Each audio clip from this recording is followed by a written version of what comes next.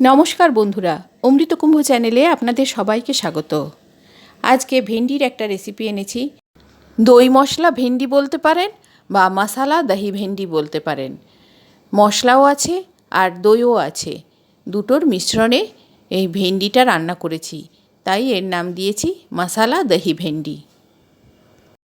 রেসিপিটি শেষ পর্যন্ত দেখার অনুরোধ রইল।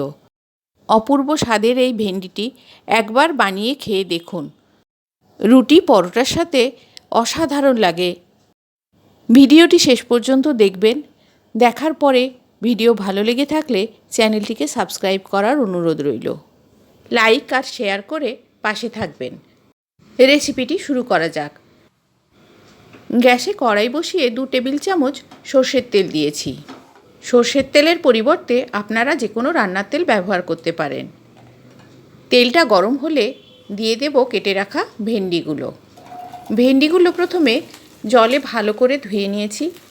জল ঝরিয়ে নিয়ে মাথার অংশ আর লেজের থেকে সামান্য অংশ কেটে বাদ দিয়ে বাকি ভেন্ডিটা 1 ইঞ্চি মাপ করে কেটেছি। ভেন্ডির লেংথ অনুযায়ী 2 বা 3টে টুকরো করে কেটে নিয়েছি। কালারটাও চেঞ্জ হবে না, লালচে ভাব ধরার আগেই এটা আমি নামিয়ে নেব। কিছুক্ষণ নাড়াচাড়া করলে এর আঠাগুলো চলে যাবে আর ভেন্ডিটার কালারও চেঞ্জ হবে না। সেই সময় নামিয়ে নেব।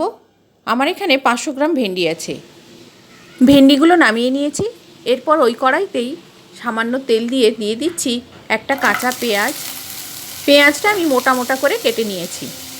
আর দিয়ে দিচ্ছি 1 ইঞ্চি আদা। আদাটা ছোট ছোট টুকরো করে নিয়েছি। আর দিচ্ছি কয়েক কোয়া রসুন। এগুলো হালকা নাড়াচাড়া করে ভেজে নেব। পেঁয়াজ ট্রান্সলুসেন্ট হওয়া অবধি পেঁয়াজটা ভাজতে থাকবো।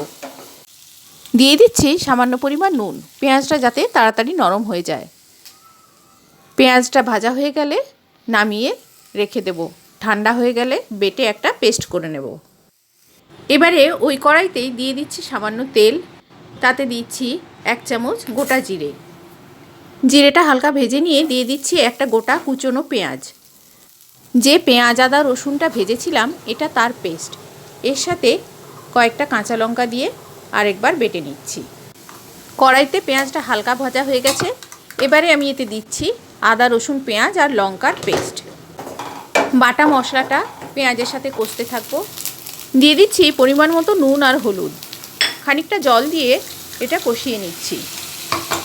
কিছুক্ষণ কষিয়ে নেওয়ার পর 1 চামচ ধনে গুঁড়ো, 1/2 চামচ কাশ্মীরি লঙ্কা গুঁড়ো আর 1/2 চামচ জিরে গুঁড়ো দিয়ে দিলাম।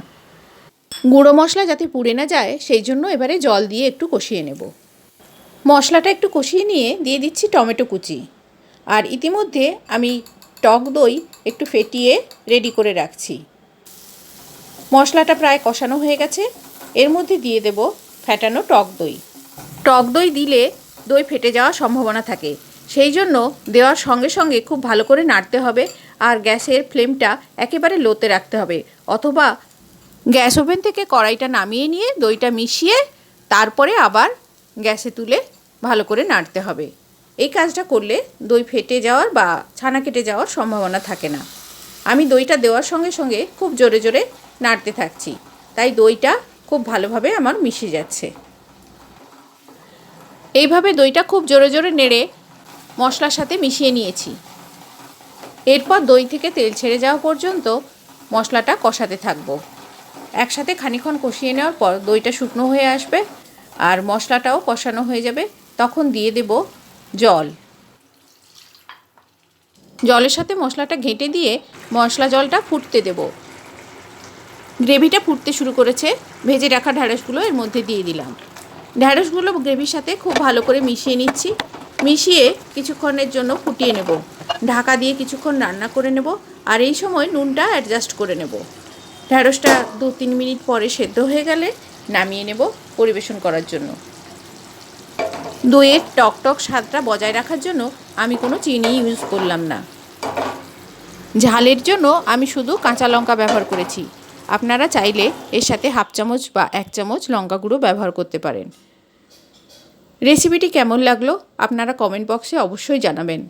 আবার আসবো অন্য কোনো দিন অন্য কোনো রেসিপি নিয়ে। ততদিন আপনারা সবাই ভালো থাকবেন, সুস্থ থাকবেন আর চ্যানেলটির পাশে থাকবেন।